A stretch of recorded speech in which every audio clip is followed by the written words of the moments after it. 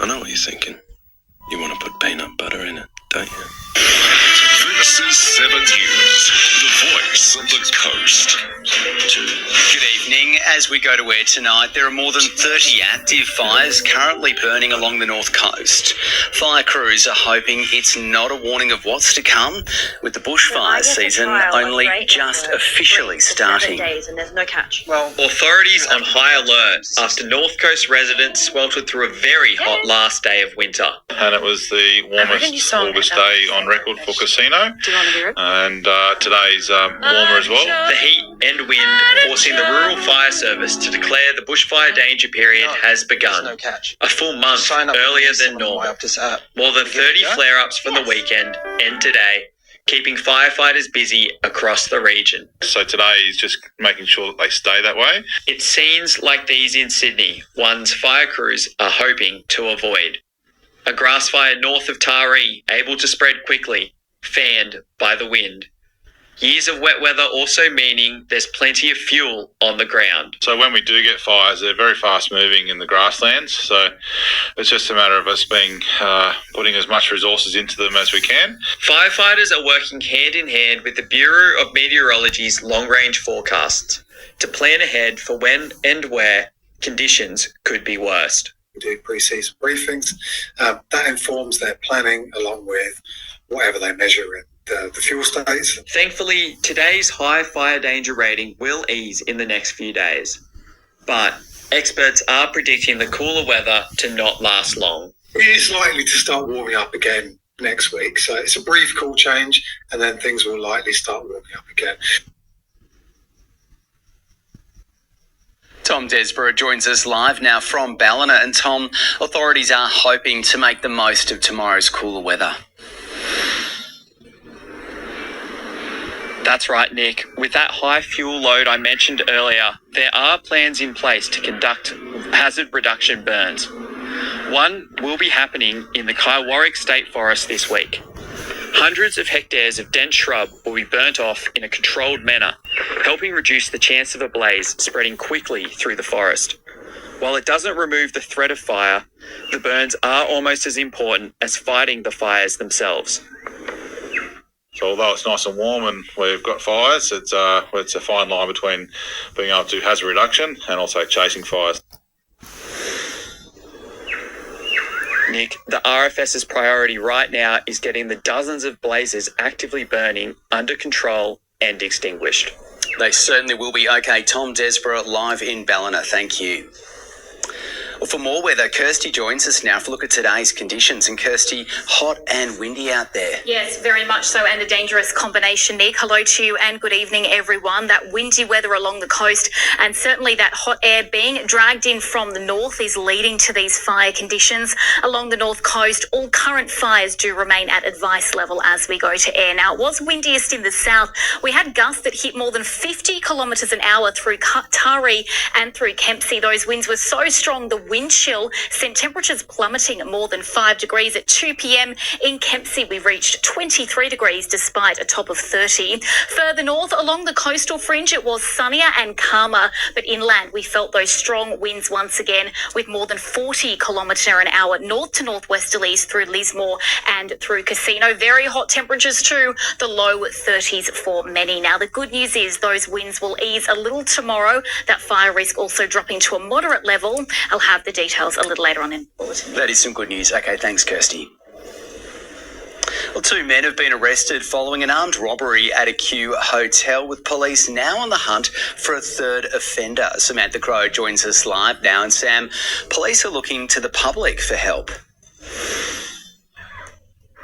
Yes, Nick, CCTV has now been released from outside the venue on Ocean Drive, where 3 males allegedly broke in January, threatening staff with bladed weapons before leaving with cash. Strikeforce Sandler was established and detectives located the getaway car, which they believe was stolen. Last week, 2 men aged 30 and 31 were arrested in Kempsey. Police would now like to speak to the man in the passenger seat of this vehicle. Anyone with any information is urged to contact Crime Stoppers. Okay, thanks, Sam. That's Samantha Crowe with the latest in Port Macquarie. Well, since the onset of the pandemic, house prices in regional New South Wales have increased by over 50%. But now new data suggests these increases are slowly starting to settle, and that's offering some fresh hope for renters. Over the last few years, the places we call home have left many in financial crisis. Whether you rent or buy, prices have skyrocketed over the past 5 years. It goes, stop. In the last year alone, a 5.2% increase for rentals. But the market now showing signs of relief. Rents have certainly stabilised up here. They're certainly not going up as they were. Over the last quarter, rental prices have remained steady. In Coffs Harbour and Tweed Heads, there's been no rise, and on the mid-north coast, a growth of just 1%. This hold keeping extra cash in families' pockets. Obviously, holding that rental amount will help people's budgets just in with the cost of living crisis that we are seeing at the moment. While the price jumps have slowed, real estate agents say the market remains unpredictable, with availability being the main concern in regional New South Wales. There's very few developments, and I think the cost of living has impacted landlords' ability to purchase, and the cost of borrowing has also affected investors. For those in the property market, the latest PropTrack data reveals that house prices are also remaining steady, with a 0.16% increase over the last quarter. Overall, that median sort of house price is only slightly incrementally increasing, and there's definitely still opportunity in the current market. Hannah Hartup, 7 News. A crisis in child protection has prompted a statewide strike this afternoon. Caseworkers claim 4 out of 5 kids are at risk of serious harm and being forgotten. Family caseworkers are calling for immediate action. Child protection is in crisis. End the crisis now. Community services claiming a massive shortfall in staffing, leaving hundreds of vulnerable children at risk on a daily basis. Can't get out, can't make an assessment, can't make any determination as to whether that child's going to be safe tonight, and it sits there. The fallout from domestic abuse often lasting a lifetime. I had really severe depression, really severe anxiety, a lot of self-esteem issues. Last year, around 18,500 children across northern New South Wales were reported as being at risk of serious harm. Of those, only about 2,500 were seen by caseworkers. That's only about 13%. Staffing levels further depleted by burnout. Caseworkers overwhelmed by spiralling levels of neglect, psychological and sexual abuse in our homes. Between 10 and 15% of existing staff are on either long-term work cover or long-term sick due to psychological trauma. Calls also for money to be spent on crisis prevention, investing in the family unit before it unravels. Courses that help people to manage their finances, courses to help strengthen healthy marriages, to help people with parenting skills. Allowing caseworkers to focus on children needing immediate intervention. That sort of resources can be put towards other families that actually, are doing the wrong thing, or, the kids that are at harm. The campaign by the PSA union also calling for a boost in pay. Liz Penny, 7 News. Shocking new figures reveal Port Macquarie is the #1 hotspot in the whole state for dog attacks on koalas. Now, a conservation group is on a mission to educate dog owners about the risks. Bobby Boo is a dog attack survivor. The previously healthy male koala was mauled and sustained serious injuries, resulting in permanent damage to his hind legs. Now he lives at the Koala Hospital, educating people on the impact. But not all of the endangered species are as lucky. More than 50% of koala victims do not survive. Port Macquarie have got the highest incidence of dog attacks in New South Wales. Yeah, that's pretty damning. I mean, most of that is probably because we have koalas in the urban environment. In the past 2 decades, 444 koala dog attacks have been reported in the Port Macquarie region. 259 were fatal. Now that breeding season is underway, Koala Conservation Australia has some tips to protect our koalas and dogs who are often also injured in altercations. They're on the move out there looking for love. So keeping our furry friends restrained and also at night, keeping them contained if you're in a koala area. It's also crucial that all injured koalas are reported immediately. In recent weeks, a koala survived because the dog's owner called for emergency care. Absolutely. We have a complete no-blame policy, so we're just interested in getting that koala and treating it as quickly as possible. The sooner we can get to it, the greater its chances are. So you need to call the rescue hotline number straight away, and we have a rescue team that can get out there ASAP. Samantha Crowe, 7 News. Still to come in 7 News, a Taree man becomes an instant millionaire, a surprising location when he got the news. And help on the way for millions of asthma sufferers, making it easier and safer. And a little later on this news hour, an emergency at a Gold Coast theme park as a handler is attacked by a tiger. Kathleen Folbig's public plea for compensation after her murder convictions were quashed. And the Roosters' worst fears confirmed as 3 stars are hit with injuries. The Minns government will push for tougher penalties on repeat domestic violence offenders. It's all part of a range of new reforms. It'll mean perpetrators found to have breached their ADVOs 3 or more times will now face up to 5 years in jail. In Orange last week, the Premier declared the state simply isn't making enough progress when it comes to cracking down on domestic violence. Good thing that we're looking at ADVOs, but we also need to be looking at the judicial process and how we fund the judiciary so that the offences that these people are charged with, often with an interim ADVO, are heard quickly before the court. Legislation will be introduced in State Parliament this month. And of course, if you or anyone you know needs support, you can always contact 1-800-RESPECT. That's 1-800-737-732. North Coast residents living with asthma will now have access to 2 inhalers for the price of 1. It's all part of a program aimed at cutting medical bills for people who suffer ongoing health conditions. Breathing a massive sigh of relief. Nearly 10% of the state's population are set to benefit from a new inclusion to the Pharmaceutical Benefits Scheme. Is the fact that it subsidises medicines for all people, which means that you get medicines according to your need, not according to your ability to pay. Asthma is the latest health condition to be added to the program.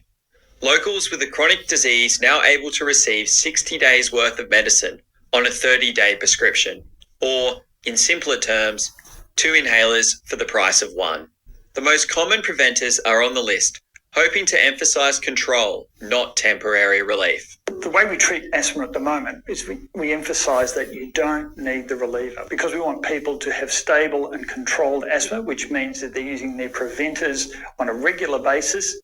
Local pharmacists also hopeful the more inhalers people have, the easier to stay on top of their asthma. Quite often they keep 1 box in their car, 1 at home, 1 at work, and being able to access multiple lots of that will help them have access to it when they need it. There have been concerns the increase in asthma medication heading out the door could lead to stock shortages at the counter.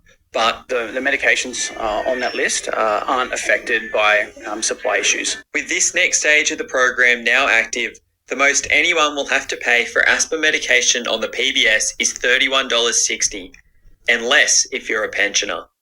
Tom Desborough, 7 News. A Taree man has had a life-changing trip to the bathroom over the weekend. He's become an instant multi-millionaire after randomly checking his lottery ticket while sitting on the throne. The New South Wales resident scored the only Division 1 winning entry nationwide, earning himself a tidy $4.6 million. He hopes to use his winnings to help out one of his closest mates. Not a bad payday. Well, up next in 7 News, heartbreak for 2 Port Macquarie Paralympians in Paris. And hundreds of ex-law enforcement officers hit the green in Foster.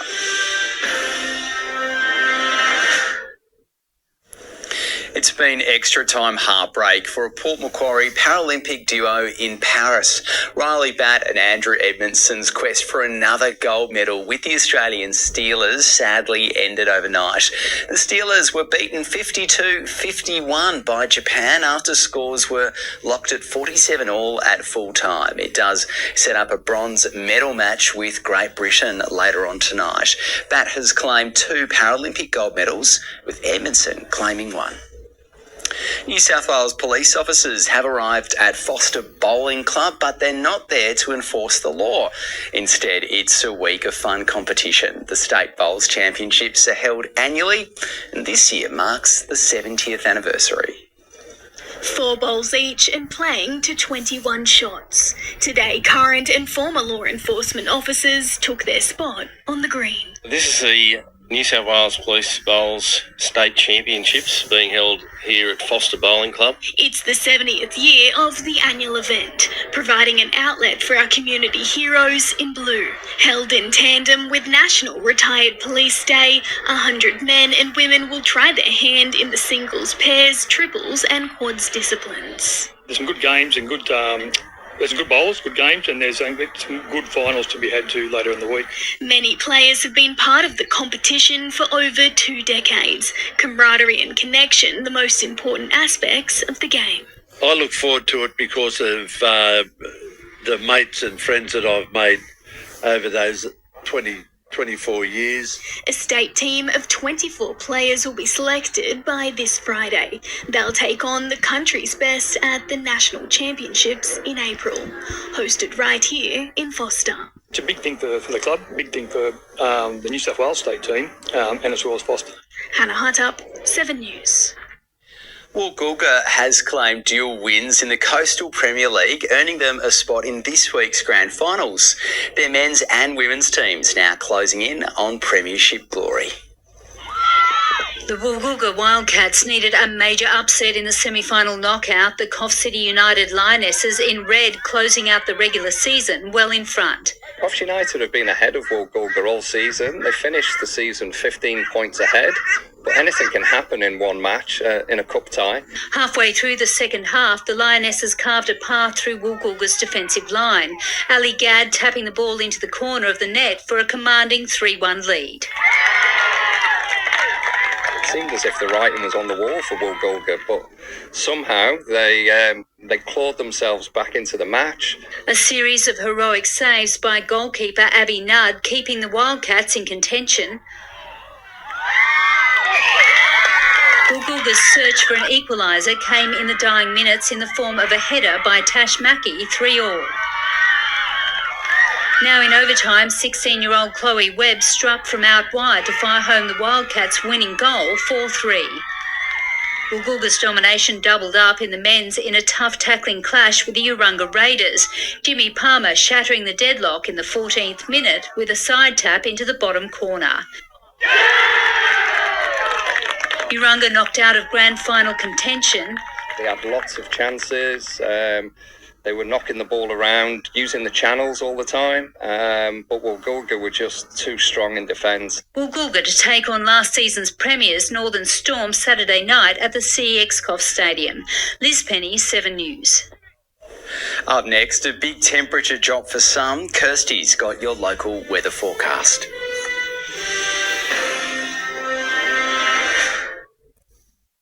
Good evening, everyone. A strong cold front has brought wild weather to parts of New South Wales with destructive and damaging winds. This system will move offshore but bring a cooler southwesterly wind change behind it. A high-pressure system also bringing more stable and settled weather before the next frontal system arrives into Thursday. Wind strengthening again, but our temperatures also increasing. Now, we're not out of the woods yet with these wild winds, but rain-wise, most of the state, including those of us around the mid-north coast, will remain fine and dry for the coming week. Along the coast tomorrow, blue skies and a more settled day, but temperatures dropping by up to 10 degrees for some of us, just 19 through Foster, 16 in Dorrigo and a top of 20 through Nambucca Heads. That will also see our fire danger ratings return to a moderate level as our winds begin to ease too. We could still feel those cooler southwesterly winds around 20 to 30 kilometres an hour though. 21 for Casino following 10 degrees overnight, 20 in Coffs Harbour with a high UV rating. On the waters tomorrow, a strong wind warning is in place for the Byron Bay coast, Coffs Harbour and for Port Macquarie. Those winds tending gale force though, strong wind warning now in place for the Hunter Coast. That was at gale force earlier. Seas up around 3 metres with our swell sitting at around 12 feet offshore. Through to the middle of our working week, we are likely to see a further easing of those winds, dropping to a light breeze for most of the day. Quite calm conditions, warming up slightly, 23 in Kempsey and 22 degrees for Taree. Fine and sunny, but again, still in the 20s further north and starting to see a little bit of increase in cloud. Lismore a top of 21 degrees. Now that's ahead of those maximums, increasing further into Thursday. 25 for Foster and 25 degrees for Port Macquarie with warm but light north to northeasterly winds blowing too. Sunny skies, and as we head further north, also sitting in at the mid to high 20s, Grafton up to 26 degrees. Now that is ahead of temperatures potentially returning to the 30s by Friday. The next few days, some cooler and calmer weather first. Plenty of warm weather on the way soon though, Nick. It sounds like plenty of hot temperatures on the way. Thanks, Kirsty. Okay, let's take a quick look at fuel prices now around the region. The best price for unleaded in Port Macquarie is $1.77 a litre. Diesel is $1.85 a litre at the Independent. In Coffs Harbour, Lowe's has unleaded for $1.69. Diesel is $1.85 a litre. In Taree, the best price for unleaded is $1.87. Diesel's $1.93. And in Ballina, you can get unleaded for $1.68 a litre, and the best price for diesel there is $1.89. And that is your local news for tonight. I'm Nick Hose. It's a pleasure being with you. Up next, Dan's got your latest national and international news. Enjoy the rest of your evening, and Kirsty and I will see you tomorrow night at 6 o'clock. See you then.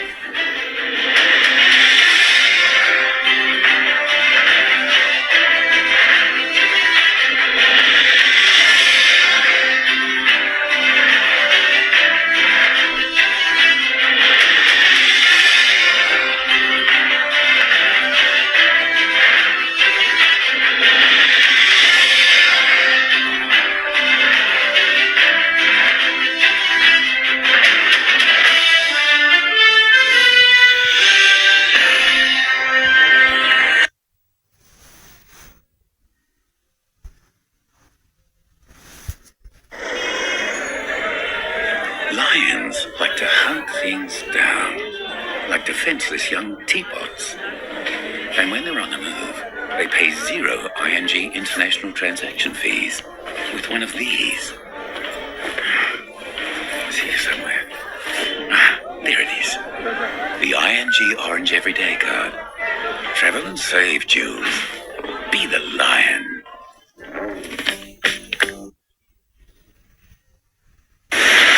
This is 7 News, the voice of the coast. Tonight, the delicate rescue mission to free 2 tangled humpbacks. Fire crews work frantically to contain a blaze at Tuncurry. I'm Daniel Gibson. Later on this news hour, the dramatic rescue of sailors stranded at sea for 24 hours and the race against time to protect the state from bushfire danger. 7 News begins now. Good evening. We start tonight with a race against time to free 2 tangled humpback whales in separate locations along the north coast. The mammals were spotted off Foster and Coffs Harbour on their northern migration, with SeaWorld crews now called in to help. The stars aligned when reports came in of an 8-metre humpback dangerously entangled. Fishing ropes tightly wrapped around its tailstock, 4 fishing boys trailing along in its wake. Finding one whale out here is very hard. They actually directed us straight to it. They had drones in the air and volunteers all up and down the coast. Orca providing SeaWorld with a location off the Coffs coast with pinpoint accuracy. A rapid response operation with national parks underway within an hour and a half. So it was a relatively complex entanglement. It was made hard because the floats were right at the base of the tail of the animal. So when the animal dove, we lost sight of it. The rescue team attaching another large buoy to slow the animal down. So we attached our floats, our kegs, which started the process of trying to bring the animal to the surface. The task of cutting away the tightly bound ropes made difficult by the humpback's attempts to submerge. time we would approach, he'd always be sort of 2 to 3 feet under the water. So being methodical with our cutting was absolutely imperative. Finally, success. Then news of another 10-metre humpback whale entangled between Crowdy Head and Foster.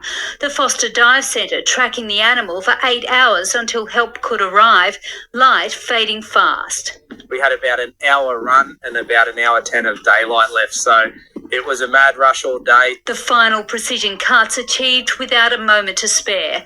After 20 minutes, the 10-metre whale and its companion animals were swimming freely into the sunset. Liz Penny, 7 News. There are more than 50 fires burning across New South Wales tonight. One of those is burning off 9 Mile Beach in Tuncurry, with firefighters spending today working to keep it contained. Hannah Huddup was on the fire ground today. She joins us live now from Taree. And Hannah, do we know what caused the fire? Nick, the bushland of 9 Mile Beach is notorious for fires, both deliberately lit and naturally occurring.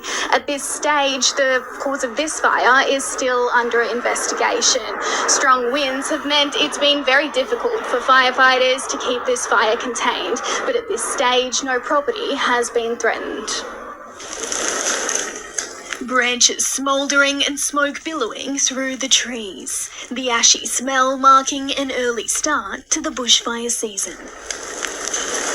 Bushland off Tuncurry's 9 Mile Beach became engulfed in flames yesterday evening.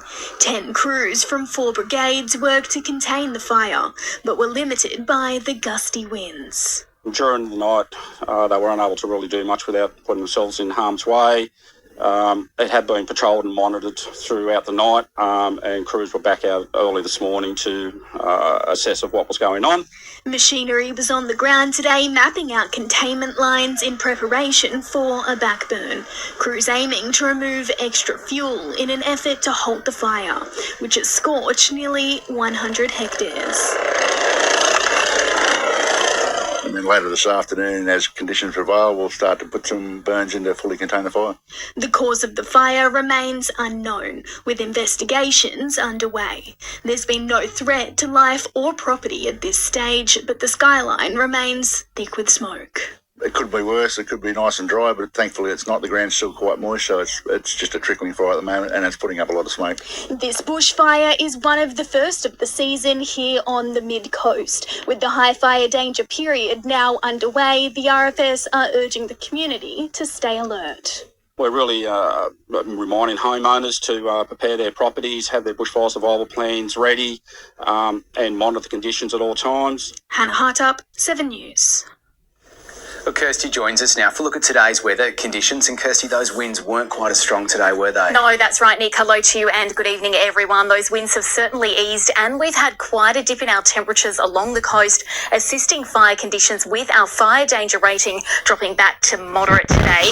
Maximums in the mid-coast dropped from the low 30s yesterday to just the high teens today for Port Macquarie, reaching 19 degrees. That's an 11-degree drop on yesterday, and it was similar right along the coast. A little further north, Coffs Harbour hit 31 yesterday, but only 20 degrees today. Winds were a little breezy, but out of the south and the southeast, so they impacted our wind chill factor more than anything. In Ballina at 2 p.m, despite that top of 20 degrees, it actually only felt like 12 degrees.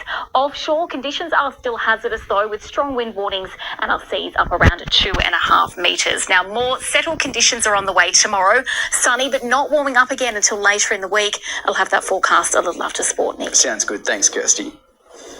The theft of a car at Telegraph Point has all been captured on camera, with the thieves brazenly towing the vehicle away. Now the owner of that four-wheel drive is asking for your help to try and locate it. Towed away in the middle of the night. This four-wheel drive was left overnight in Telegraph Point after experiencing engine troubles.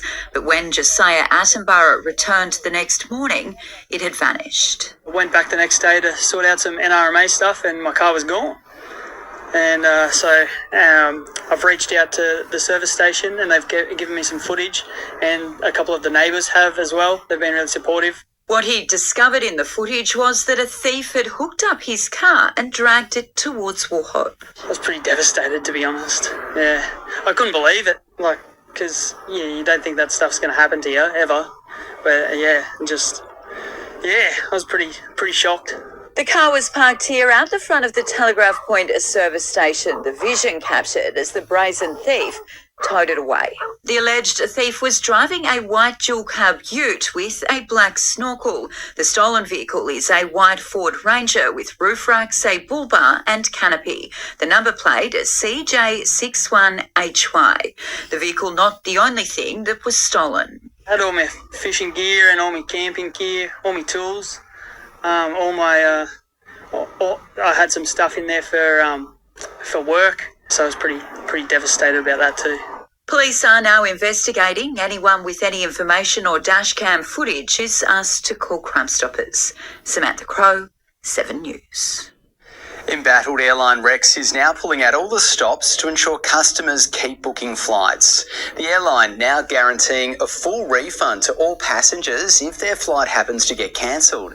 It comes after the regional airline went into voluntary administration in late July.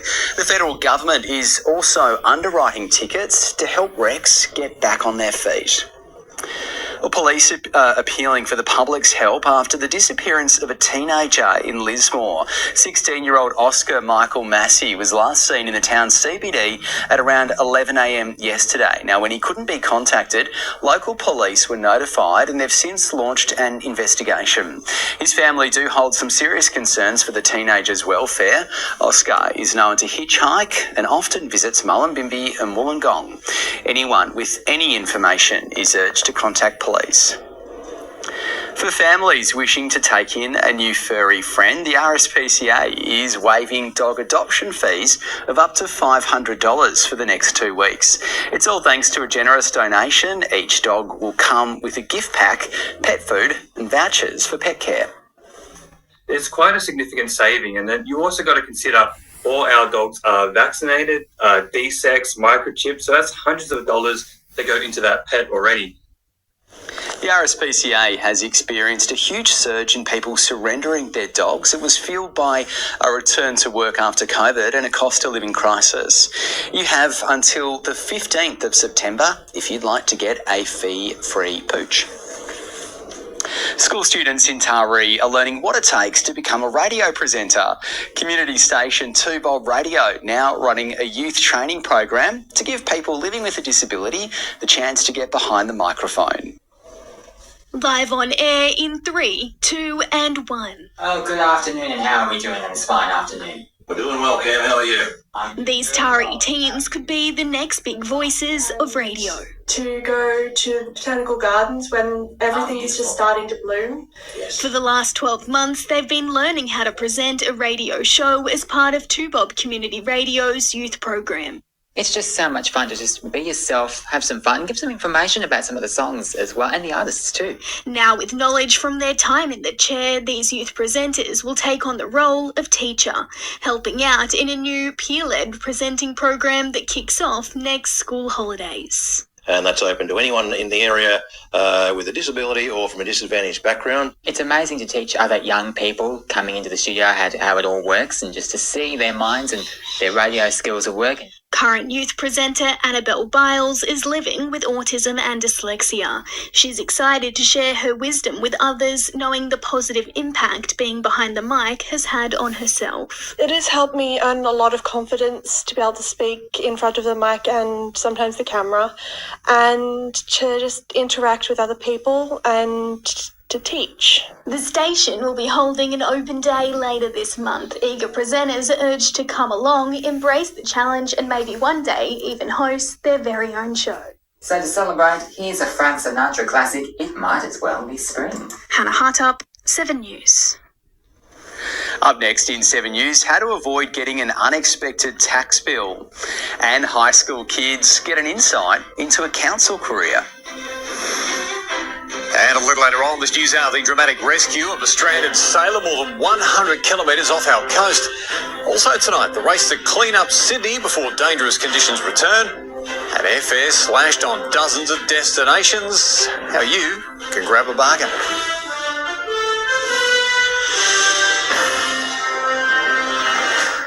Welcome back. The deadline. How do I know if there's consent? What if we've been drinking and we go back to their place? Is a kiss consent to more? What if I'm not sure? What if I said yes earlier? Can I still change my mind? If we don't know the answers, how will our kids? Consent can't wait. Check your understanding at consent.gov.au. Authorised by the Australian Government, Canberra. So much to watch. Where do I start? Mate, with me, there's no need to pop in and out of apps to discover the content you'll love. With Hubble, see top trending shows across streaming apps and free-to-air TV. Buy online or in-store today. You were supposed to want the white picket fence. To wear the uniform. And take the corner office. Supposed to give the kids piano lessons. And be like all the neighbours. So when it comes to a car, Turn right. why break the habit of a lifetime?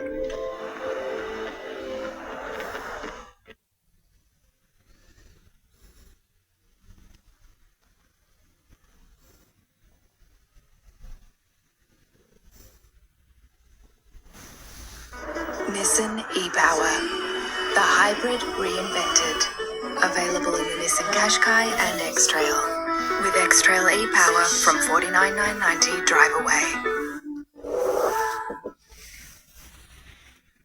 Is looming to lodge your tax return, and experts are now sharing some helpful tips on how to get a decent refund instead of being stung with a big bill. Tax return time is quickly approaching. The deadline is October 31st if you do it yourself, but you get longer through an agent. Our tax is a bit complicated, so we do that, but the trouble is we don't get round to it till the end of the financial year. Financial advisor Matthew Sweeney says not much is changing this year, but the ATO will be cracking down on fraud and working from home claims. There's also a lot of things you can be audited for. Generally where they've not included income that possibly they should. So they've not included interest on a bank account, sale of a property. The ATO recommends if you earn business or investment income, you should consider voluntarily entering pay-as-you-go installments, giving you the flexibility of spreading out your tax payments. This enables the payments of tax to be paid quarterly. But the best advice is to let the experts handle it for you. For the main part, it's making sure you've got receipts for what you're claiming, and you're claiming things that actually work, that are related to your work. You will be getting a bit more cash in your pocket. This financial year, the Labor government introduced tax cuts to provide some cost of living relief. Australian households get an average tax cut of over $2,000, more than $40 a week. But for a lot of people, it might just be a drop in the ocean. The cost of living's gone through the roof, so a couple of $100 here and there is not going to make much difference at all, really, for the average person. Rex Quayle, 7 News. Lismore Council hosted their very own Career Expo today. This unique event gives high school kids first-hand experience of the range of diverse roles available on council. From road graders to council rangers, there's something for everyone. More than 1,000 people currently work with or for Lismore Council. A Career Expo held today, highlighting the range of roles available to dozens of local high schoolers. Working in libraries or galleries, careers working on road construction and maintenance, parks and gardens. There are so many different types of careers involved with council.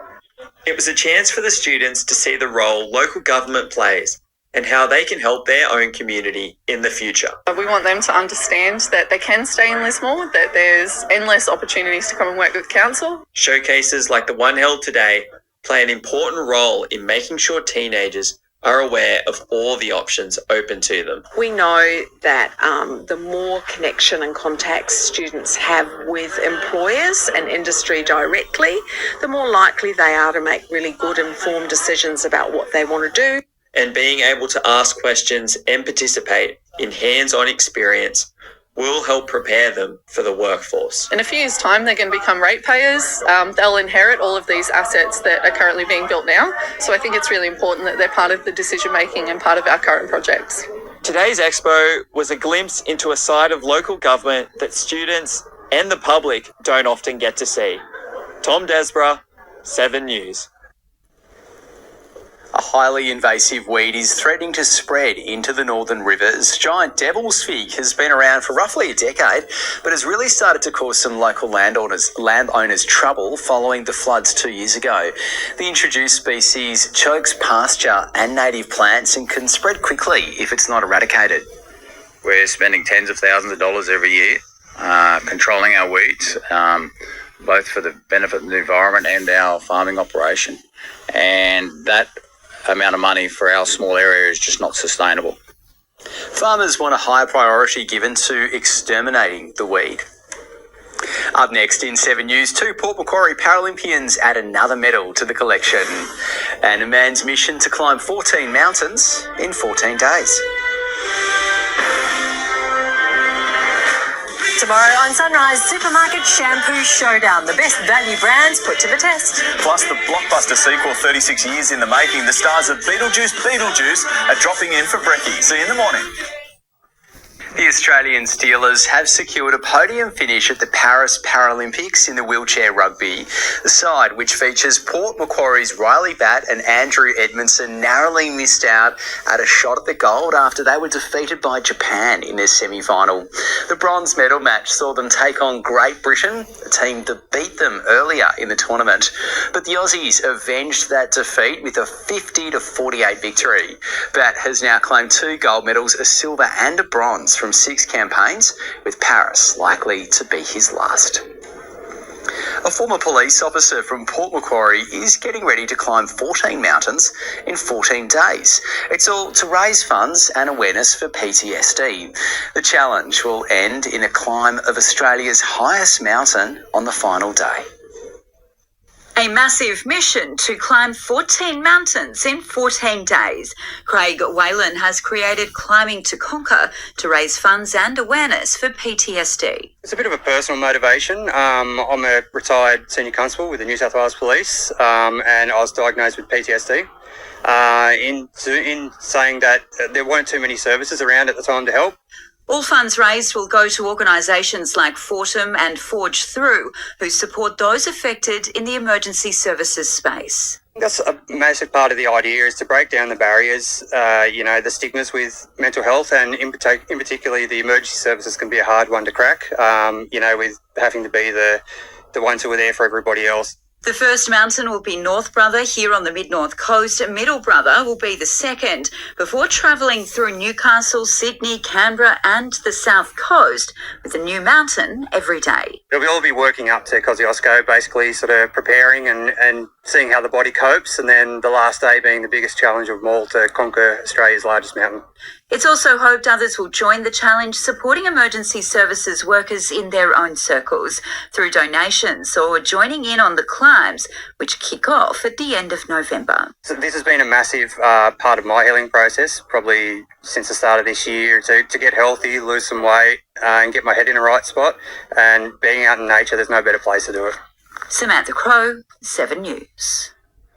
A Blackhead surf lifesaver has been named the Mid-Coast's Lifeguard of the Year. Isaac Bogue has now been recognised for his tireless support and supervision of our community. The 18-year-old works with both the Australian Lifeguard Service and as a volunteer with his local club. There's a cool start on the way tomorrow. Up next, Kirsty has your local weather forecast.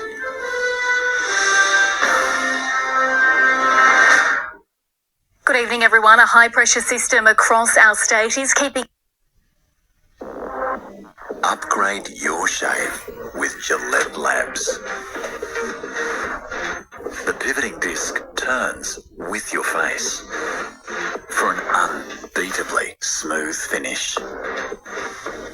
Gillette Labs, unbeatably smooth. Gillette, the best a man can get.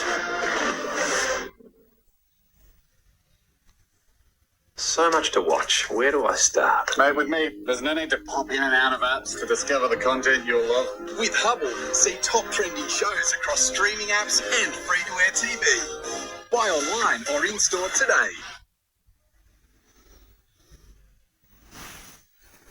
Nissan e-Power, the hybrid reinvented. Available in the Nissan Qashqai and X-Trail. With X-Trail e-Power from $49,990 drive away.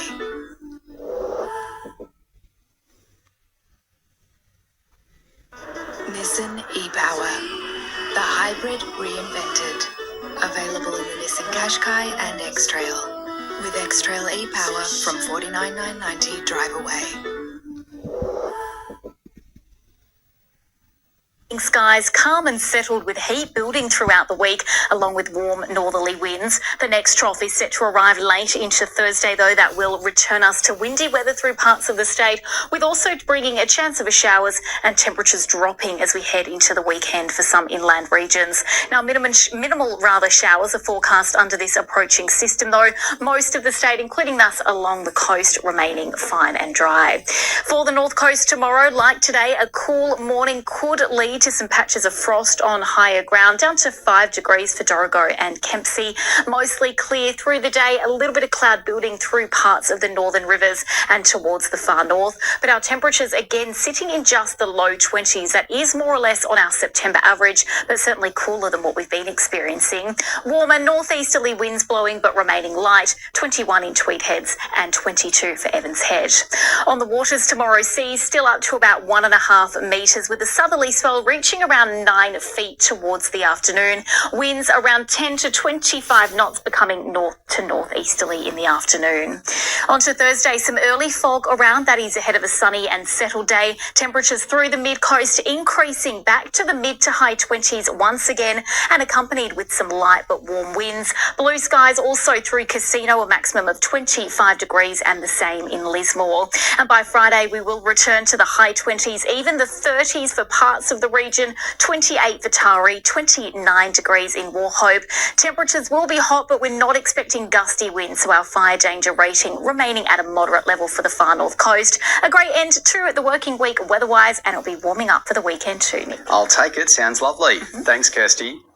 That is your local news for tonight. I'm Nick Hose. Thanks for watching. In just a moment, Dan has some breaking news on 2 sailors who spent 24 hours stranded on the south coast. Enjoy the rest of your evening, and Kirsty and I will see you tomorrow night at 6 o'clock. See you then.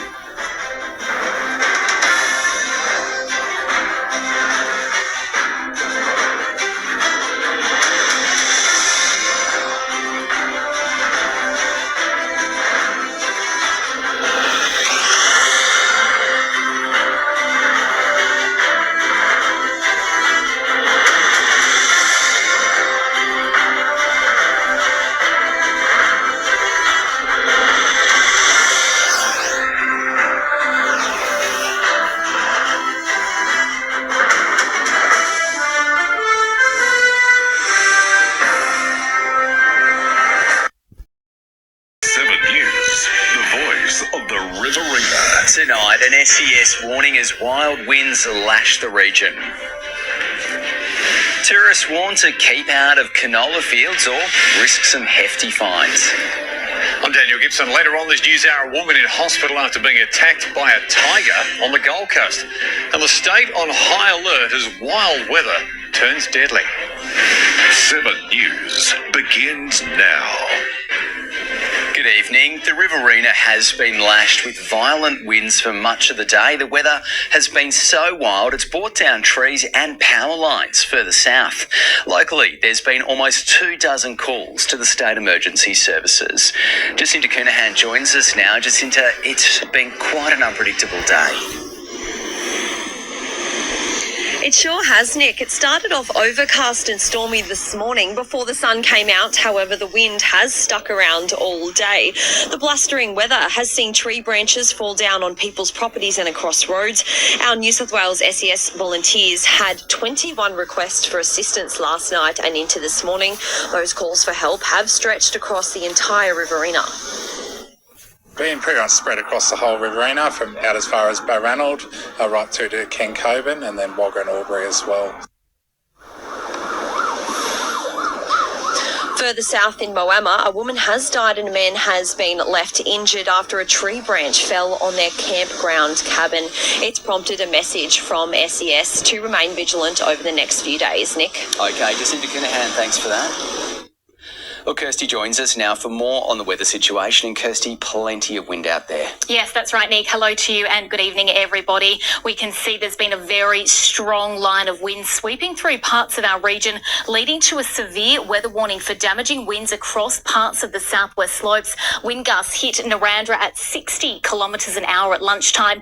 In Wagga, we had an 83 kilometre an hour wind gust this morning with 70 kilometre an hour gusts at lunchtime. These winds were so strong, the wind chill sent temperatures plummeting as much as 10 degrees. At 2 o'clock this afternoon, it felt like just 5 degrees in Temora. It felt like just 6 degrees in Young, despite those maximums in the mid to high teens. A few light showers have also moved through parts of the south, including the likes of Tumut and Fatumbarumba. So certainly a very wild start to spring. The good news is those winds will ease significantly tomorrow. We'll have a look at that forecast a little later, Nick. That is some good news. Okay, thanks, Kirsty. Well, 2 men have been arrested and charged after being busted with illegal tobacco and vapes. The pair were allegedly travelling in a Pantech truck in the western Riverina when they were pulled over by police. Almost 750,000 cigarettes and 200 vapes and more than 250 kilograms of tobacco was all seized by police. The 48-year-old man and 20-year-old man are now facing 2 charges each. Both will appear in Hay Local Court on November 4.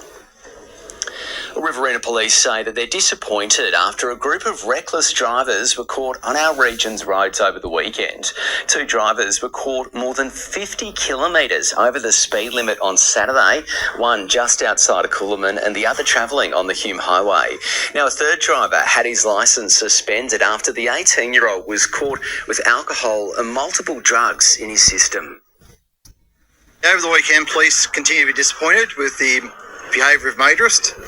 We had 2 instances of over 45 kilometre speeds, one in Tumbalong on the Hume Highway, 180 kilometres an hour. Now, police warn there will be an increased presence on highway patrols right across the region. It's going to happen throughout September as part of Rural Road Safety Month. The goal to halve road fatalities by 2030 is facing an uphill battle.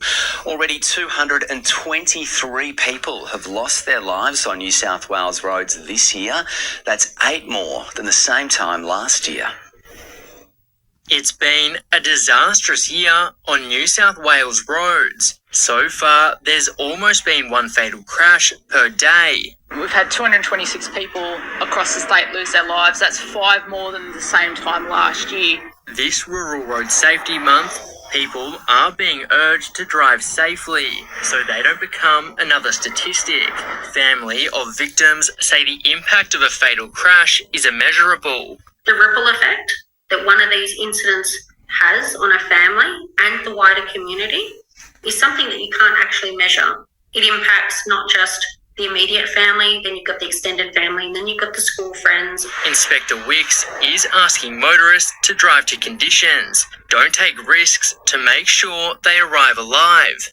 We just ask, when you're driving on our regional roads, be safe, make good decisions. Please don't speed, don't use alcohol or drugs, and just get to where you want to safely. Data from the Road Trauma Support Group shows 49% of criminal crashes in the last year occurred on regional roads, but only 38% of victims lived in these locations. Ms. Dokmanovic says fatigue remains a huge problem. People who generally don't know the conditions, don't know how to drive to the conditions, aren't prepared for potholes, loose gravel, any other type of condition that occurs out in rural areas. Hugh Pearson, 7 News. The Minsk government will push for tougher penalties on repeat domestic violence offenders. It's all part of a range of new reforms. It will mean perpetrators found to have breached their ADVOs 3 or more times will now face up to 5 years in jail. In Orange last week, the Premier declared the state isn't making the desired progress when it comes to cracking down on domestic violence. It's a good thing that we're looking at ADVOs, but we also need to be looking at the judicial process and how we fund the judiciary so that the offences that these people are charged with, often with an interim ADVO, are heard quickly before the court. Legislation will be introduced in State Parliament later this month. And of course, if you or anyone you know needs support, you can contact 1-800-RESPECT. That's 1-800-737-732. Well, farmers are issuing a warning after multiple people entered private properties to take snaps of the canola bloom. And while the photos are very beautiful, they say there's a lack of awareness. They want tourists to be more mindful of private property. Flocking to the fields to get the social media shot, many people are already making use of the canola trail in its full bloom, but farmers around the region say tourists need to respect the fence line. Probably the main concern for us is damage to the crop because the last group that had wandered on were breaking plants off. Ross Walters and his wife are local farmers. They've already had 4 families cross their fence without permission. They say it compromises their crop and their biosecurity. We don't know where those people have been prior to here. If they're bringing disease, pests onto our property, we don't need that. Mr. Walters says there needs to be a bit more education so that visitors and landowners can both enjoy the canola season. You know, you can get great photos from outside the fence, or at least ask the farmer. Have presence of mind to go, well, hang on, it's not my paddock. Maybe I should ask somebody if I can wander in there. The Walters have now put signs on their fence which helps identify the do's and don'ts. We've already seen a number of people break the law. In fact, it's trespassing by going onto a farm and trying to get that unique photograph, but there are very real dangers. There are snakes and the like out and about in the crops.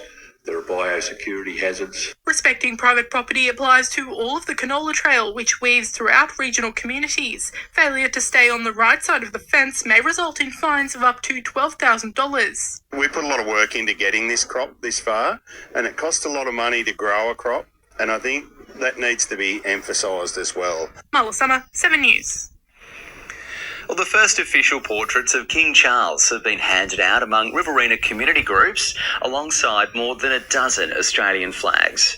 But the Riverina electorate has been criticised for its spending on flag presentations. However, the local member says it's something that we can all be proud of.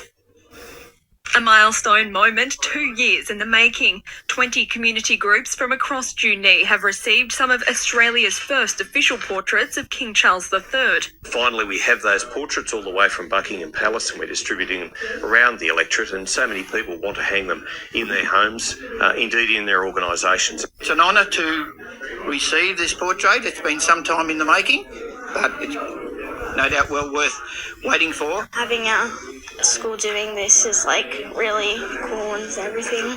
The portraits were presented alongside flags to fly in the Riverina sky. Adding to the Riverina's collection of the most national flags in the country paid for with taxpayer dollars. I probably give out more flags than any other federal member. I've got in trouble from it in the past for some stupid reason. The city media thinks that handing out the flags not a good spending of taxpayers' money. I can't understand that. Instead, the Riverina MP says it's a sign of the region's pride. But I'm proud to hand out the flag to those organisations which request it. I'm proud of the fact that we are very much a military electorate as such, with all 3 arms of the defence. A sentiment shared by today's recipients. We take a lot of pride in accepting these today. Emily Francis, 7 News. Well, up next in 7 News, the new extended prescriptions to help asthma sufferers. And a Lockhart butcher named the very best in all of Australia. And a little later on this news hour, an emergency at a Gold Coast theme park as a handler is attacked by a tiger. Kathleen Folbig's public plea for compensation after her murder convictions were quashed. And the Roosters' worst fears confirmed as 3 stars are hit with injuries.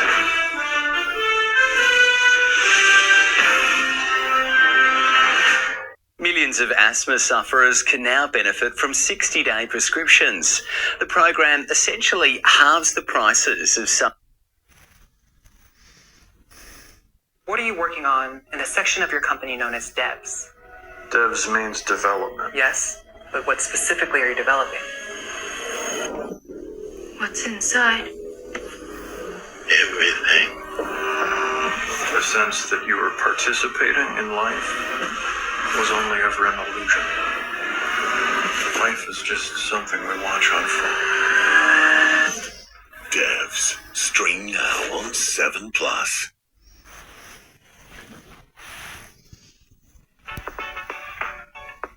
Realise your business vision sooner. Apply for a business loan with Prosper, with fast approvals and funding possible in hours. Passion takes you far in business, but funding takes you further.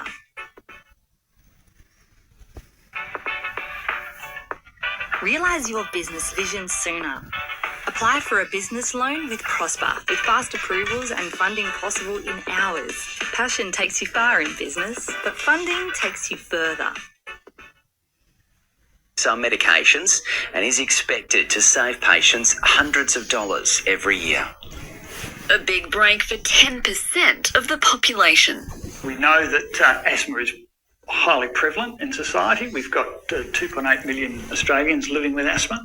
Asthma Australia found more than half of people with the disease don't have it under control, skipping treatments due to the expense.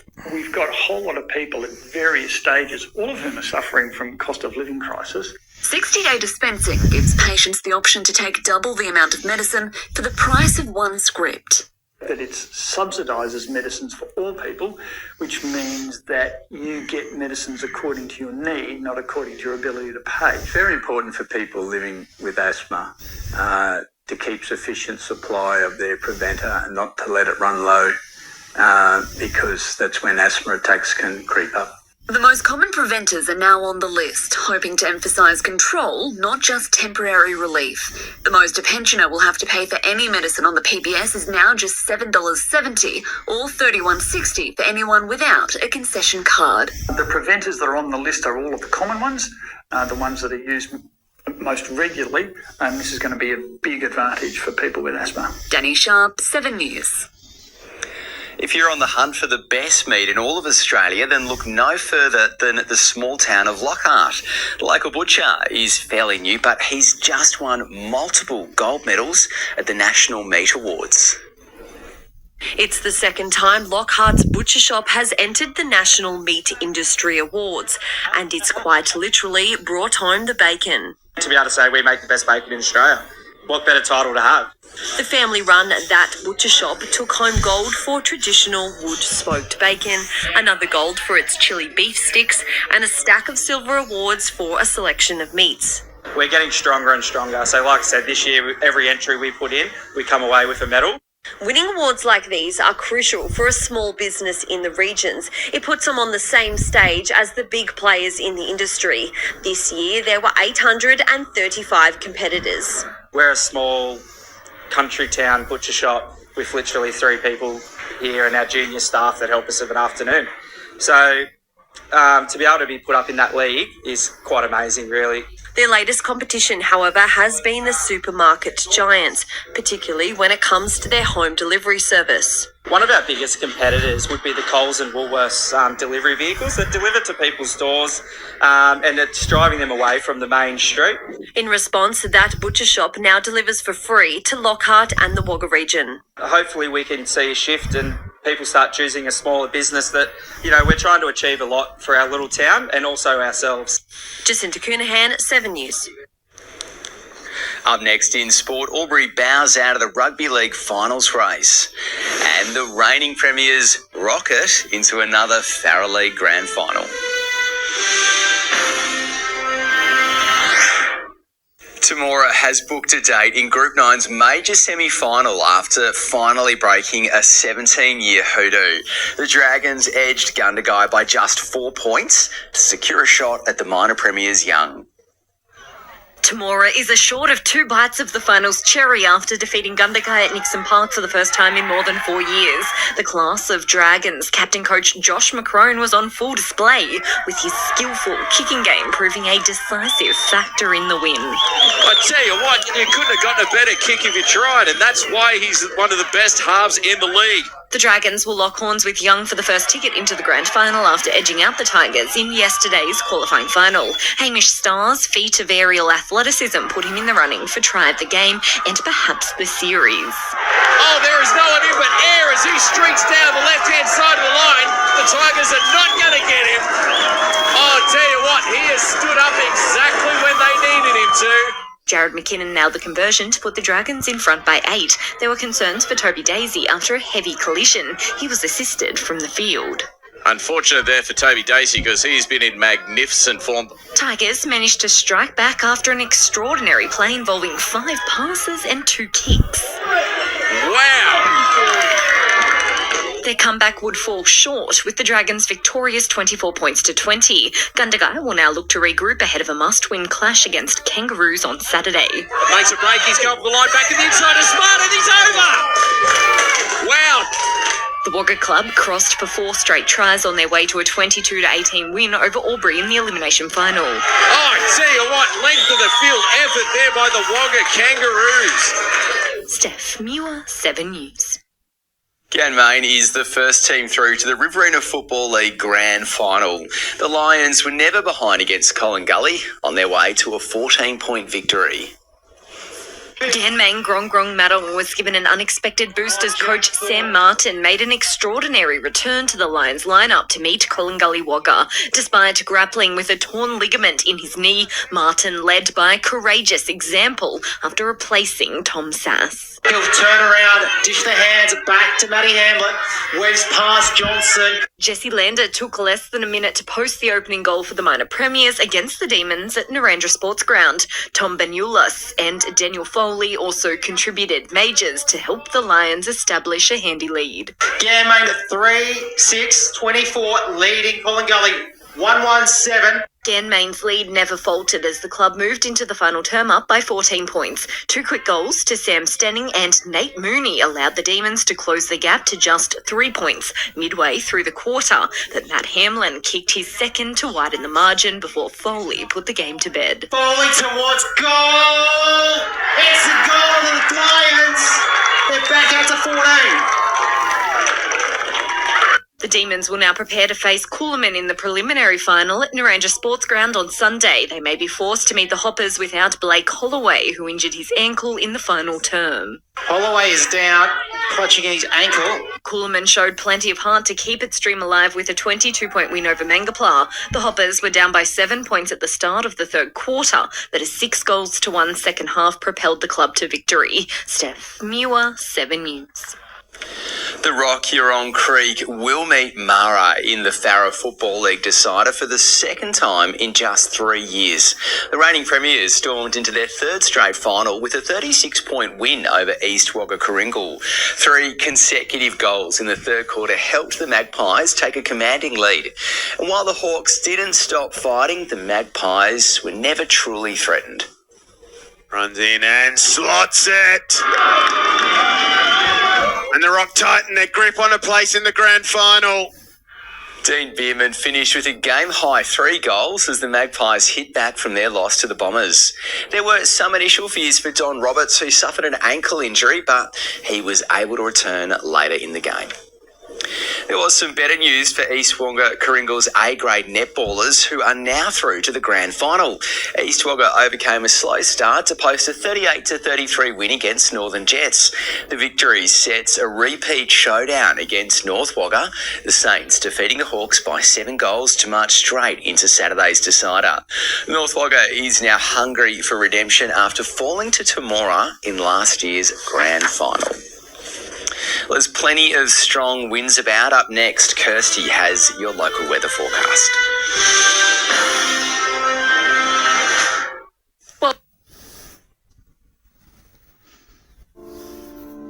How do I know if there's consent?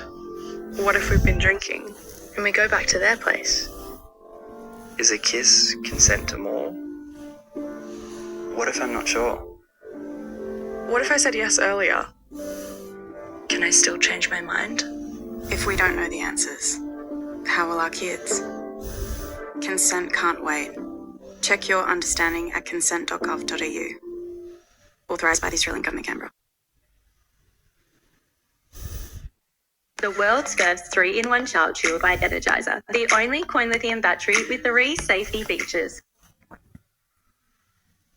3 Aussie superstars are leading the charge in the World Surf League Finals. History is about to begin. Get behind our Aussies taking on the world's best in California. Wow! That was crazy. All the huge finals action, live and free. A huge victory. Who will be champion? The World Surf League Finals this week on 7+.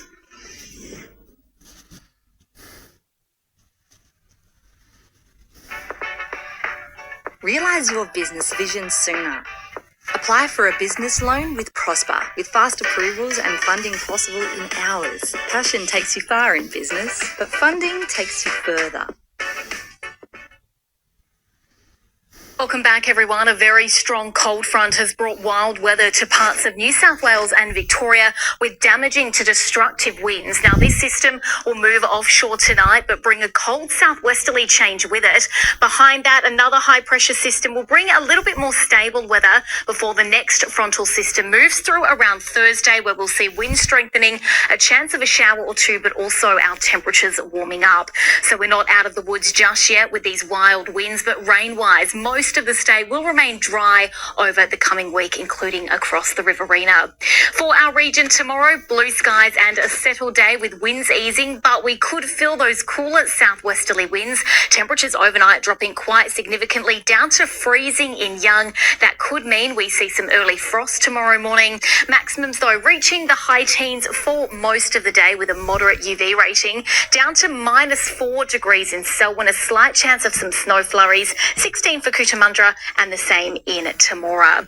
A 5-degree jump in temperatures, though, as we head into the middle of our working week, back to the low 20s, Wagga reaching 21, West Wyalong and Narrandera 22 degrees, but those minimums still remaining cool. We could again possibly wake to frost as we head into the middle of our working week. Skies, though, patchy cloud, Adelong reaching a top of 20 degrees with some mild northerly winds around. Hardin also reaching a top of 20 and 19 on the way for Tumbarumba. Tracking into Thursday now, that's when we'll feel temperatures soar well into the mid-20s through Gundagai and Lockhart, the high 20s in Griffith with a top of 29 degrees. But along with these temperatures, our winds will also increase with north to northwesterlies reaching more than 40 kilometres an hour. It does look to remain sunny for most, but very sunny, very warm and very windy. There is a chance at this stage of an elevated fire danger. Looking ahead, a chance of just a light shower or two as we head into next week. Temperatures well and truly yo-yoing, though, up to 27 on Friday, back down to 20 at this stage on Saturday. We'll be needing to very much keep an eye on this quite volatile weather, Nick. We absolutely will be happy when it's behind us, Kirsty. Thank you. And that is your local news for this Monday night. I'm Nick Hose. Thanks for watching. In just a moment, Dan's got your latest national and international news. Enjoy the rest of your evening, and Kirsty and I will see you for more news tomorrow night at 6 o'clock. We'll see you then.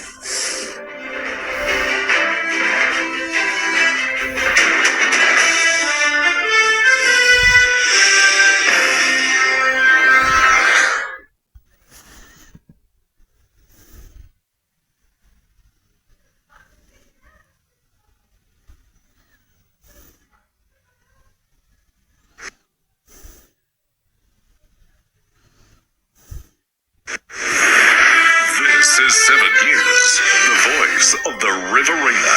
Tonight, a man arrested after drugs and firearms are seized in Uranquinty.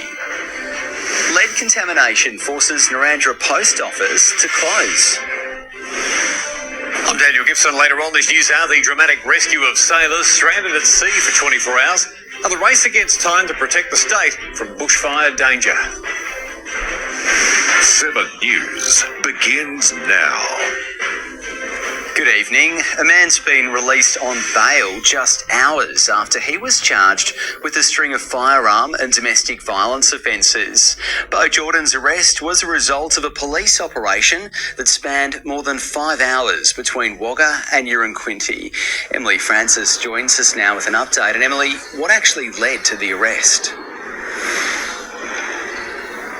Nick, police were called to the corner of Gutler and Hardiman Street on Sunday night following reports of a concern for welfare. Riverina police responded and searched the property, seizing a rifle and drug paraphernalia from a backyard shed. Neighbours say there was a large presence of emergency services well into Monday morning, including police, fire and hazmat crews. Jordan was later arrested at a home on Travers Street before being taken into custody.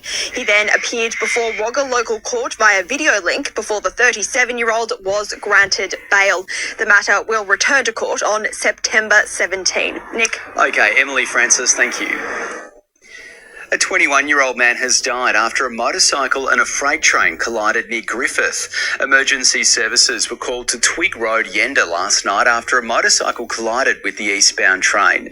Police are now investigating exactly how this crash happened, and a report will be prepared for the coroner. Years of pleas for safety upgrades at a notorious Sturt Highway intersection have now finally been answered. $250,000 has been allocated to fix a fatality hotspot in Alfred Town, but experts say life-saving improvements are still a long way off. This is the site of constant serious car crashes, one that claimed the life of an elderly couple in 2020.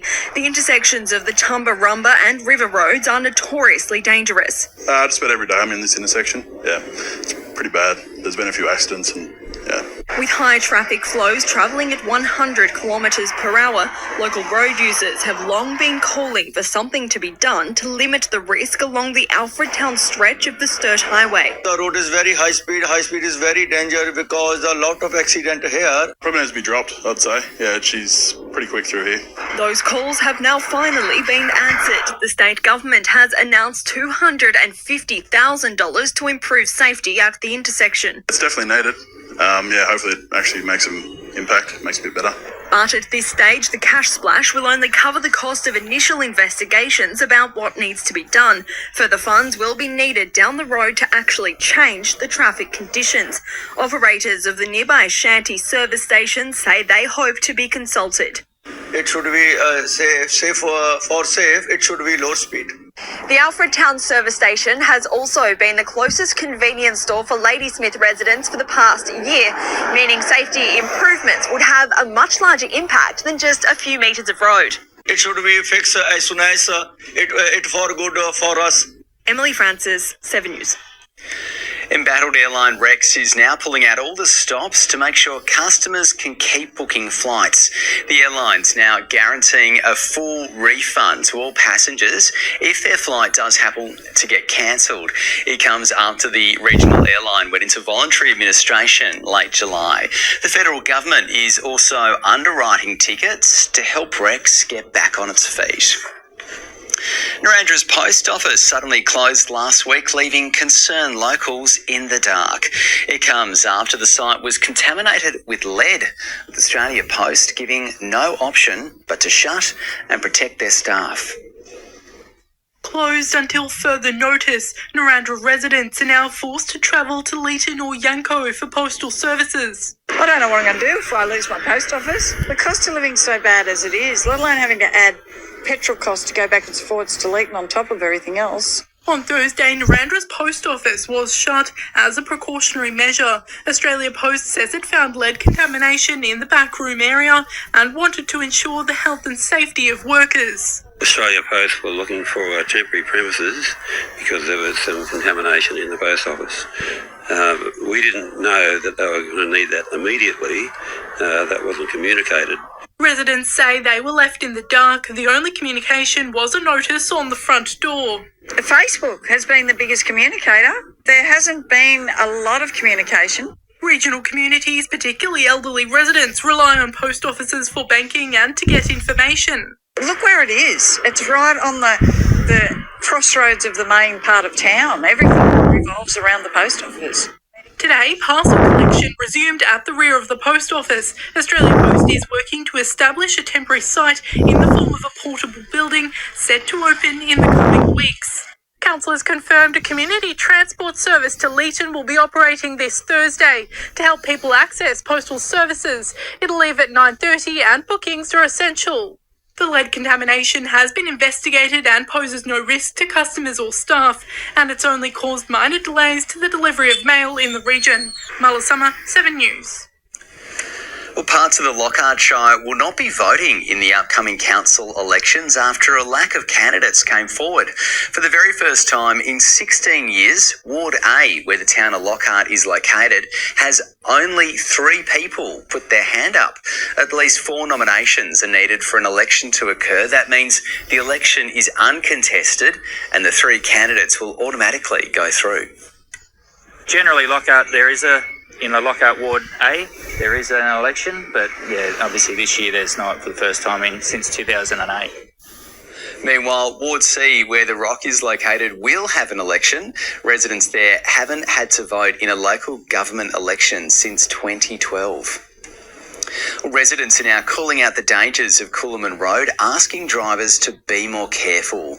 They say the most dangerous time is in the early morning. Coolman's Mayor David McCann says in the last 6 months there have been half a dozen serious crashes. There have also been multiple fatal collisions in the past few years. Both locals and council are now urging drivers to slow down. I pull out of here in the truck and it's a battle to find a gap out of Chamberlain's Lane here.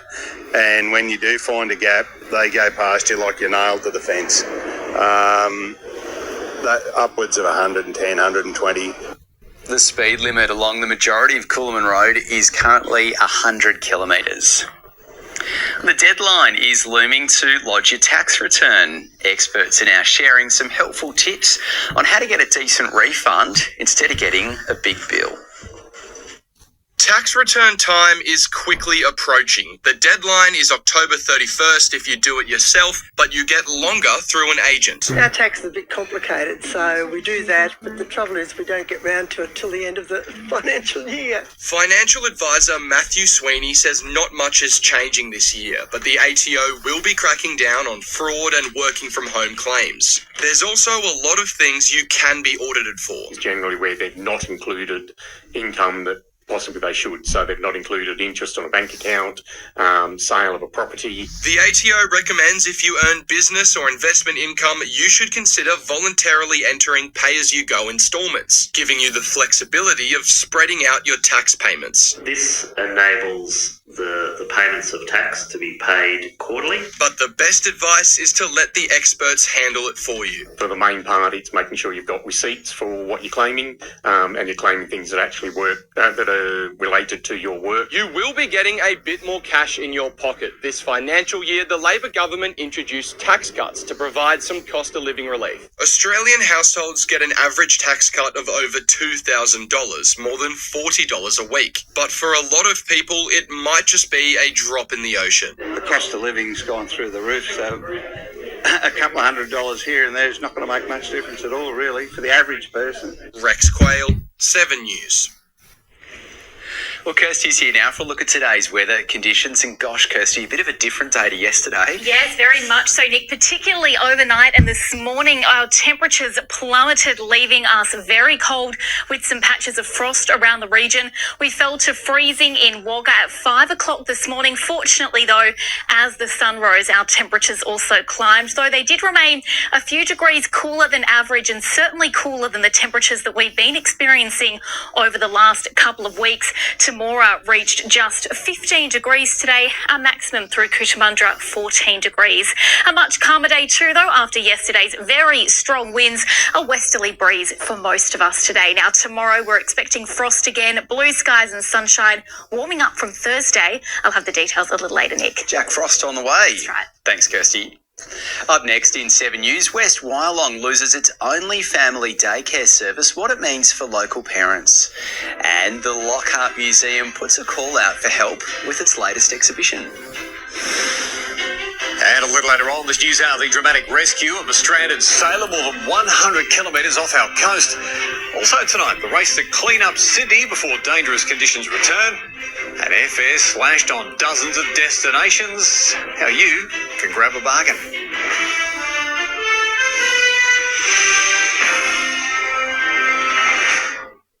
Welcome back.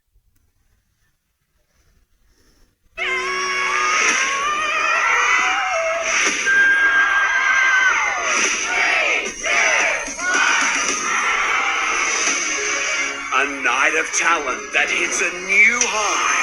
That was epic.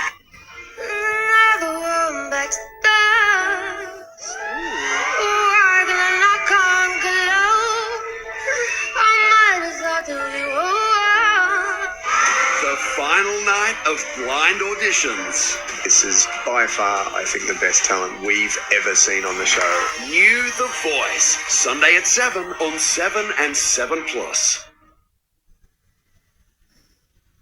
Get set to vote. The New South Wales local council elections are on Saturday, September 14. Remember, voting is compulsory. Check your voting options at elections.nsw.gov.au.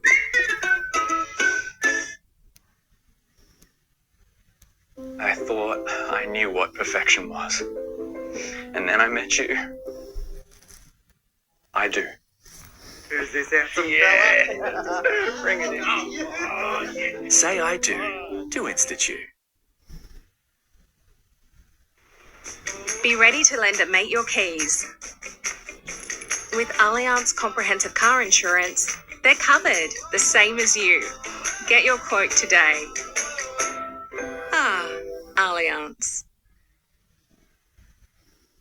A new subdivision has been approved for Wagga's growing southern suburbs. Project plans for the Lloyd subdivision were put on public display back in March, and it's now got the go-ahead. The vacant land, which is owned by the Catholic Diocese of Wagga, has previously been set aside for non-residential use, but it'll now be transformed into 23 housing lots.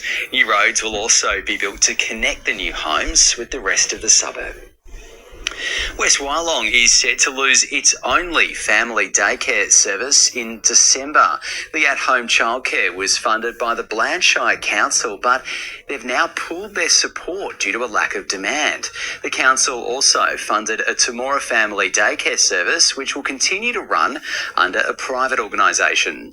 Bland's mayor says a decrease in government funding and need was the decision behind the closure. We put advertisements out to see whether there was a need to continue the service, and we didn't get much feedback. So we're assuming that it's not as necessary as it once was. Around 10 children were in the family daycare services across both towns.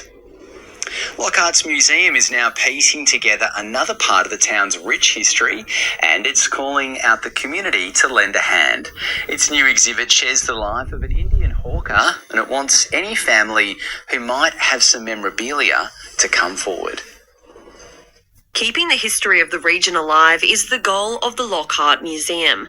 That's why the Green Gunyah's curators are excited about their new exhibit, showcasing the life of a man who worked as a hawker in the 1900s, Garn Singh Mali. He was an Indian hawker. He did some boxing.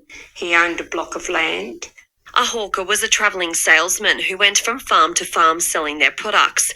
They were predominantly migrants who came to Australia before the White Australia policy was introduced. Garn Singh's life is significant as hawkers were a large part of the farming life in the early 20th century.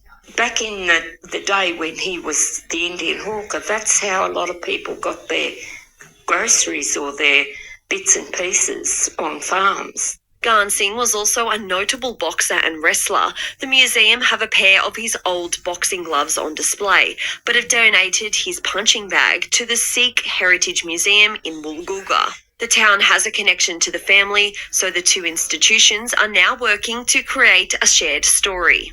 And they also gave us a large donation to create a storyboard about the Garn Singh story here, so that our storyline here will match with the storyline of Woolgoolga. The exhibit is a work in progress of sorts, with the Green Gunyah Museum continually collecting new information on Singh's life. Relatives of Garn Singh have been providing much of the information and artefacts about his life, but the museum is also looking for any more pieces of information about the family that could complete the story. Jacinta Coonahan, 7 News. Up next in sport, Coolaman's captain sidelined with concussion ahead of a must-win clash. And Griffith moves a step closer to netball glory after rolling the reigning premiers. Welcome back. concussion will keep Coolum captain Alistair Clark sidelined for the rest of the season. Clark was hurt during the third term of the Hoppers' semi-final win over Mango Pla on Sunday. You can see him staggering on his feet before being helped off the Narrandera Sports Ground. Clark will be out for a minimum of 21 days under the AFL's new community concussion protocols. Griffith is just one win away from a redeeming Riverina Netball League premiership. The Swans earning themselves a return ticket to the decider after knocking off the reigning premiers for the first time this year. 350 days after falling to Mangapla in the Riverina Netball League Grand Final, Griffith has exacted some revenge by defeating the Gowennas to secure the first spot in this year's Big Dance.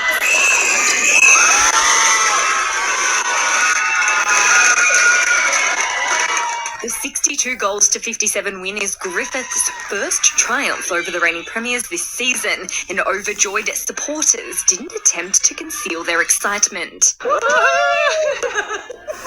Griffith coach Joe Munro is just as proud of the tight-knit playing group, which never doubted its ability to cause an upset. Really proud of the girls' efforts today. They stuck to the game plan really well, worked really hard, ran the ball up and down, and did a great job to come over the top of a really strong Mango team. Munro believes the return ticket into the decider is just a reward for the group, which has displayed a high level of commitment this year. They've been doing, extra sessions and, really committed to what we could achieve because we know we've got the talent. Fitness has been the top priority for the Swans, who also boast no shortage of pace. After trailing Mango at half-time, Griffith managed to build a crucial 5-goal advantage through the third quarter. Our strengths are really that ability to keep working and working again, and we've spoken about that and how important it is to be able to run out a full game against good sides.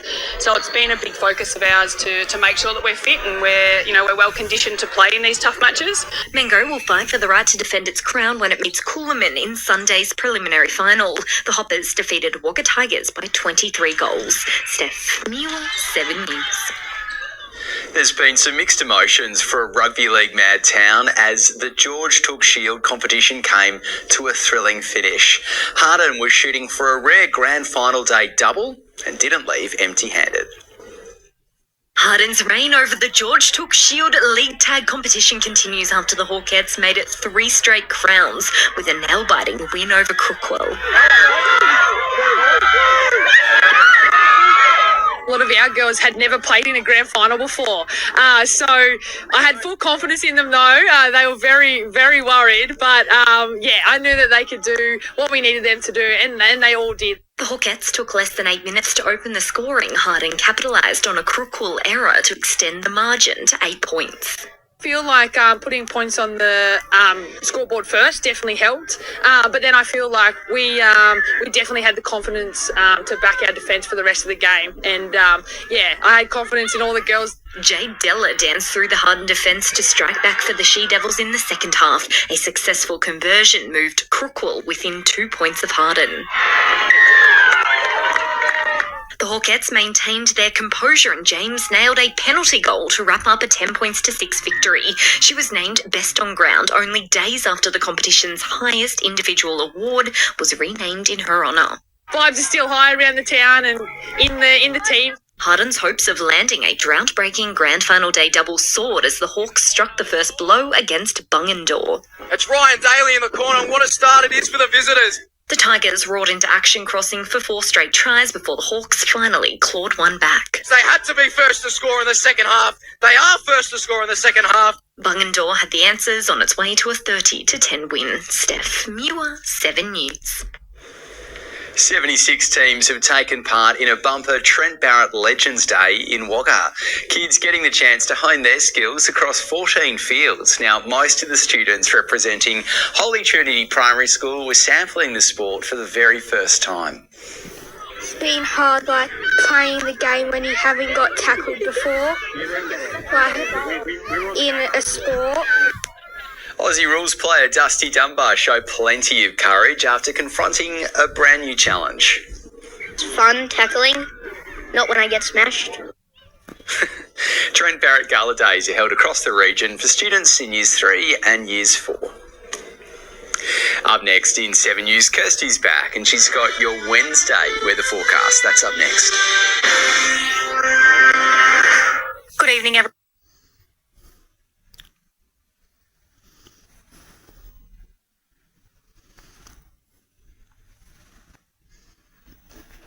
Get set to vote. The New South Wales local council elections are on Saturday, September 14.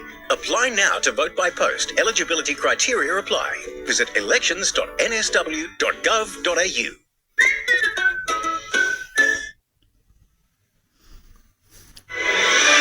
Monday, 7:30. We are so cute. It makes me sick. If we win MBKR, I'm dropping on a knee. That's like non-negotiable. Lawrence and I have never argued. What could possibly go wrong? Oh, don't say that. Babe. Don't tell me to chill out. How are you able to cook an amazing piece of lamb like this? All new NKR starts Monday, 7:30. I thought I knew what perfection was. And then I met you. I do. Who's this handsome fella? Bring it in. Say I do to Institute. Be ready to lend at Mate Your Keys. With Allianz Comprehensive Car Insurance, they're covered, the same as you. Get your quote today.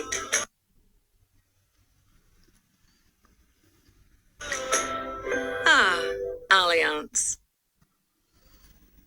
Everyone, a high-pressure system across the state is keeping skies calm and settled with heat building throughout the week, along with warm northerly winds. The next trough is set to arrive late into Thursday, though. This will bring windy weather back to parts of the state, as well as the chance of some showers, and it will cause temperatures to drop as we head into the weekend. Now, minimal showers are forecast through this system, though. Most of the state not expecting any more than around 5 millimetres. For the Riverina tomorrow, though, we're likely to wake to a cool morning with some patches of frost, mainly towards the east, and a little fog too. Clear skies and sunshine during the day as those temperatures climb into the high teens and low 20s. Warm northerly winds as well, but gusty for some of us at times. Cootamundra a top of 20 degrees and the same in Tumut. Those maximums are set to soar into Thursday with warm winds helping retain that heat. In fact, those winds could reach up to 40 kilometres an hour. Wind gusts likely to be even stronger, dragging in that warm air to the state. A top of 26 degrees through Wagga, 25 in Temora, and 24 degrees on the way for Cootamundra. We can also see those overnight lows increasing slightly, so we're not expecting frost in the morning. And Friday's forecast will be similar, clear and sunny skies, minimums into double figures and maximums well into the high 20s for Narrandera and Griffith. Winds even stronger, 45 kilometres an hour in the morning, before those winds tend southwesterly into the evening and become quite cool as they bring that cool air in from the south. Tomorrow, a warm 27 degrees. And we can start to see what the result of those cooling winds will be into Saturday. Those maximums also dropping back, a 7-degree drop to just 20 degrees. We can see very up and down temperatures through the end of this week and heading into early next. Windy weather on the way, but 26 and 27 degrees. Very summer-like, Nick. Very summer-like indeed, and those minimums really jumping around, aren't Yes, they? this will be nicer than 1 degree. Much nicer. Thanks, Kirsty. That is your local news for tonight. I'm Nick Hose. Thanks for watching. In just a moment, Dan has your latest national and international news. Enjoy the rest of your evening, and Kirsty and I will see you tomorrow night at 6 o'clock. See you then.